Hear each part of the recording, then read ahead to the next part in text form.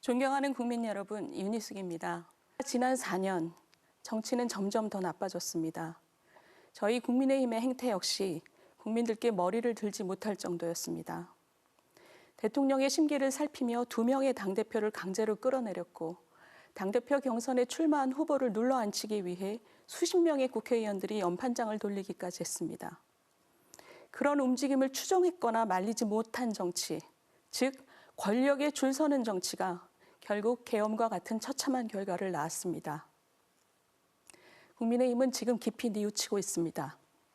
국민들께 진심으로 사죄드립니다.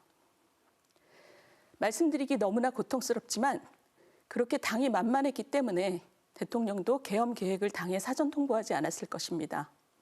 알았더라면 당내 많은 이들이 용산으로 달려가 결사코 저지했을 것입니다. 얼마 전 파면당하고 사저로 돌아간 대통령은 이기고 돌아왔다고 말했습니다. 무엇을 이겼다는 건지는 모르겠지만 당에게 남겨진 것은 깊은 좌절과 국민의 외면뿐입니다. 그러나 국민 여러분, 꼭 짚어야 할 것이 있습니다. 계엄은 이 모든 것의 시작이 아니라 너무나 혐오스러우면서도 익숙한 우리 정치의 고름이 터진 결과라는 점입니다. 3년 전 새 정부가 들어서자마자 바로 그날부터 다수당은 대통령 탄핵을 압박하기 시작했습니다. 세기도 어려울 만큼 많은 공직자들을 탄핵했습니다. 방송을 장악하려고 방통위원장을 탄핵하고 당대표 수사를 보복하고 협박하려고 수사검사를 탄핵하는 시기였습니다. 아무리 차분히 바라본다 해도 지난 3년은 다수당의 의석수로 정부를 무력화시킨 무정부 상태였습니다. 국민의힘의 잘못을 회피하려고 드리는 말씀이 아닙니다. 이런 정치가 그대로인데 정권만 바뀐다고 무엇이 달라지겠습니까? 보다 냉정하게 상황을 직시하겠습니다. 요즘 국회의원을 모두 배에 태워 무인도에 버리고 왔으면 좋겠다는 분들이 많습니다. 맞습니다. 지붕이 오래돼 비가 새고 쥐가 끓으면 새 지붕으로 싹 갈아엎듯이 이제 나라의 지붕을 갈아야 할 때입니다. 존경하는 국민 여러분, 6월에 세워질 대한민국의 새 지도자는 징글징글한 정쟁을 뛰어넘어 국민 수준에 맞는 정치가 비로소 시작될 수 있도록, 그래서 한국 경제가 다시 한번 도약할 수 있도록 새 판을 까는 역할을 해야 합니다. 국가 정상화, 그리고 경제 안정입니다. 이를 위해 그는 첫째, 취임 첫날 당적을 버림으로써 1호 당원이 아닌 1호 국민임을 천명해야 합니다. 정쟁이 망가뜨린 나라를 치료하고 다시 세우기 위해서는 정파의 대통령이 아니라 국민 모두의 신뢰를 받는 국민의 대통령이어야 합니다. 그간의 대통령은 모두 취임식 때는 국민 모두의 대통령이 되겠다고 공언했습니다. 그러나 얼마 안 지나 정파의 지지에 기대서 전 정권 청산과 보복에 골몰하다가 지지율이 떨어지면 강제로 탈당당하는 것이 그간의 관행이었습니다. 좌우 진영 논리에 매몰된 대통령의 고리를 끊어내는 것이 병든 나라 치료의 시작입니다.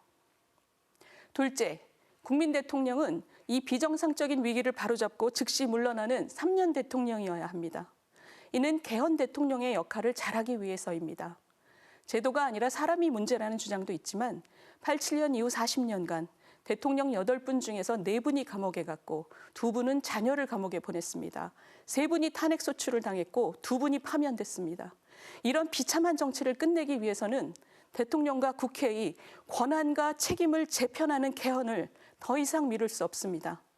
그래서 국민 대통령의 주된 역할은 선거가 없는 해 국회 주도로 개헌 논의가 잘 이루어지도록 성심껏 관리하는 것입니다.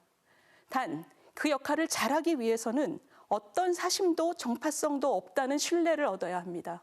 그런 만큼 새 대통령은 2028년 4월 총선과 동시에 대선을 치를 수 있게 하겠다고 그 약속을 국민께 드리고 실천해야 합니다. 셋째, 취임 즉시 거국 내각을 구성해 경제 안정화를 위한 노력을 쏟되 정쟁과 완전히 분리시켜 협력해야 합니다. 어떤 정파든 상관없이 경제 통상 위기를 극복하는 데 필요한 유능한 인물들이 머리를 맞대는 모습을 국민들이 처음으로 보시게 해야 합니다. 승자 독식을 향한 패거리 점령군 정치가 아니라 협력의 정치가 시작되는 걸 보고 국민이 안심하도록 해야 합니다. 우리 정치도 이제 썩은 것을 도려내야 합니다.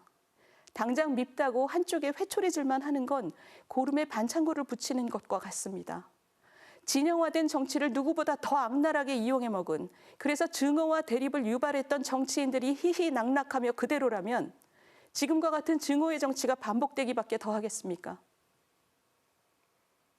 국민 여러분, 저는 요즘 동네 주민을 만날 때마다 나라 걱정을 하게 해드려 정말 죄송합니다 라고 사과합니다. 지난 몇 달 누굴 만나든 모두 나라를 걱정하고 있었기 때문입니다. 그런데 더 죄송한 것은 나라 걱정은 국민들만 하고 정작 정치인들은 이 혼란 속에서 자기 목 챙기는 것만 생각한다는 한탄들이었습니다. 그러나 어려운 때일수록 우리 국민은 힘을 합쳐 위기를 돌파한 저력을 갖고 있습니다. 그 저력으로 지금의 위기를 기회로 만들어야 합니다. 정치인들이 정치적 이득을 챙기는 기회가 아니라 국민의 몫으로 만들어야 합니다. 국민 수준에 맞는 정치, 그게 바로 우리 국민이 마땅히 가져야 할 국민의 몫입니다. 감사합니다.